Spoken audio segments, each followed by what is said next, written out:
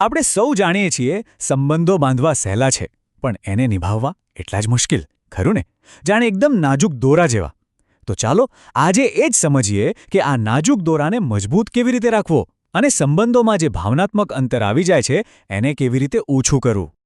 ક્યારે વિચાર્યું છે કે ગુસ્સો આવે ત્યારે આપણો અવાજ કેમ મોટો થઈ જાય છે ભલે ને સામેવાળી વ્યક્તિ બિલકુલ પાસે જ ઊભી હોય? આની પાછળ છે ને એક બહુ જ રસપ્રદ મનોવૈજ્ઞાનિક કારણ છુપાયેલું છે. ચાલો આજે એ જ રહસ્યને ખોલીએ. તો સંઘર્ષનું મૂળ શું છે? આપણે ઝઘડીએ છીએ શા માટે? ખાસ કરીને આપણા સૌથી નજીકના લોકો સાથે. મોટાભાગના ઝઘડાનું કારણ ખબર છે શું હોય છે? બે જુદી જુદી ઈચ્છાઓનો ટકરાવ. જુઓ, આ ટકરાવ કેવો હોય છે? એક બાજુ એક વ્યક્તિ છે જે ઈચ્છે છે કે બધું એમના કહ્યા પ્રમાણે જ થાય. એમને લાગે છે કે એ જે કરે છે એ જ પરિવાર માટે સાચું છે. અને બીજી બાજુ બીજી વ્યક્તિ છે જેને પોતાની આઝાદી જોઈએ છે, પોતાના વિચારો પ્રમાણે જીવવું છે. અને બસ જ્યારે આ બે ઈચ્છાઓ અથડાય છે ત્યારે જ ઝઘડો થાય છે. તો પછી શું થાય? જ્યારે આપણી અપેક્ષાઓ અને હકીકત વચ્ચે મેળ નથી ખાતો ત્યારે સૌથી પહેલાં આવે છે નિરાશા. નિરાશામાંથી જન્મે છે ગુસ્સો, અને ગુસ્સો છેવટે બૂમોમાં ફેરવાઈ જાય છે. અને બસ ત્યાં જ વાતચીતનો અંત અને ઝઘડાની શરૂઆત થઈ જાય છે. આ આખી વાતને વધુ સારી રીતે સમજવા માટે એક સરસ વાર્તા છે. એક સંન્યાસી અને તેમના પાઠની વાર્તા, જે આપણને હૃદયના અંતર વિશે ઘણું બધું શીખવે છે. તો વાર્તા કંઈક આમ છે. એકદમ શાંત નદીનો કિનારો. એક સંન્યાસી પોતાના શિષ્યો સાથે ત્યાંથી પસાર થઈ રહ્યા છે. અને અચાનક એમની નજર એક પરિવાર પર પડે છે, જે એકબીજા પર ખૂબ જ ગુસ્સામાં જોરજોરથી બૂમો પાડી રહ્યા હતા. આ જોઈને સંન્યાસી ત્યાં જ ઊભા રહી જાય છે.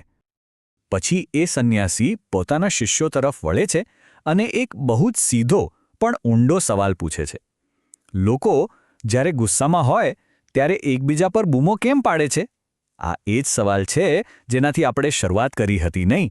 બધા શિષ્યો વિચારમાં પડી ગયા. થોડીવાર શાંતિ રહી. પછી એક શિષ્ય જવાબ આપે છે, કારણ કે આપણે આપણા મનની શાંતિ ગુમાવી દઈએ છીએ. વાત તો સાચી લાગે છે, બરાબર ને? એકદમ લોજિકલ જવાબ છે. પણ શું આ જ સાચો જવાબ છે?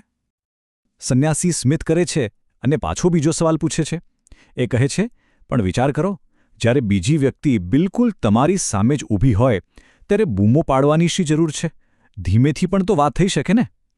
આ સવાલ જ આપણને સાચા જવાબની નજીક લઈ જાય છે. અને અહીં સંન્યાસી આખી વાતનું રહસ્ય ખોલે છે. તેઓ સમજાવે છે કે જ્યારે બે લોકો એકબીજા પર ગુસ્સે થાય છે ત્યારે શું થાય છે ખબર છે? તેમના હૃદય એકબીજાથી દૂર થઈ જાય છે. શારીરિક રીતે નહીં, પણ ભાવનાત્મક રીતે એકદમ દૂર. આ જ છે ભાવનાત્મક અંતર. હવે સમજાયું બૂમો પાડવાનું કારણ શું છે. જેટલો ગુસ્સો વધારે એટલું જ હૃદય વચ્ચેનું અંતર પણ વધારે. અને એ વધી ગયેલા અંતરને કારણે પોતાનો અવાજ સામેવાળા સુધી પહોંચાડવા માટે લોકોને જોરથી બૂમ પાડવી જ પડે છે. હવે આનાથી બિલકુલ ઉલટું વિચારો. જ્યારે બે લોકો પ્રેમમાં હોય છે ત્યારે શું થાય છે? તેઓ એકદમ ધીમેથી, ક્યારેક તો કાનમાં ફૂસફૂસાવીને વાત કરે છે. કેમ? કારણ કે તેમના હૃદય એટલા નજીક હોય છે કે એમની વચ્ચે કોઈ અંતર જ નથી હોતું. એટલે ધીમામાં ધીમો અવાજ પણ પહોંચી જાય છે. તો ઠીક છે, સમસ્યા તો સમજાઈ ગઈ. પણ હવે સવાલ એ છે કે આ અંતરને ઘટાડવું કેવી રીતે? એનો ઉપાય શું? ચાલો હવે એના પર વાત કરીએ. જુઓ, અહીં 4 મુખ્ય પગલાં છે. પહેલું અને સૌથી જરૂરી, સ્વતંત્રતાનું સન્માન કરો. દરેક વ્યક્તિને પોતાની રીતે જીવવાનો હક છે એ સ્વીકારો. બીજું, સાંભળો, પણ ખાલી જવાબ આપવા માટે નહીં, ખરેખર સમજવા માટે સાંભળો. ત્રીજું, નિયમોમાં ફેરફાર કરતા રહો. સમય બદલાય છે તો સંબંધોને ગુંગળાવનારા નિયમો પણ બદલવા પડે. અને છેલ્લે, ચોથું અને સૌથી અગત્યનું, વાતચીત કરો. બૂમો પાડીને અંતર વધારવાને બદલે વાત કરીને અંતર ઘટાડો. ચાલો આ વાતને વધુ પાક્કી કરવા માટે એક બીજી નાનકડી વાર્તા જોઈએ, જે આપણને શીખવશે કે સંબંધો સોના કરતાં પણ વધારે કિંમતી કેમ છે. તો વાત છે 2 ભાઈઓની. એમની વચ્ચે બહુ પ્રેમ હતો, પણ સોનાની એક નાનકડી વીંટીને કારણે ઝઘડો થઈ ગયો. અને એ ઝઘડો એટલો વધ્યો કે બંને ભાઈઓ એકબીજાથી સાવ અલગ થઈ ગયા. હવે કોઈ રસ્તો ન દેખાયો એટલે બંને ભાઈઓ ઉકેલ શોધવા માટે એક જ્ઞાની સંત પાસે ગયા. સંતે શાંતિથી એમની આખી વાત સાંભળી અને બસ એટલું જ કહ્યું, આ વીંટી અહીં મૂકી દો અને કાલે પાછા આવજો. સંતે શું કર્યું ખબર છે? એમણે રાતોરાત એક સોની પાસે બિલકુલ એવી જ બીજી વીંટી બનાવડાવી.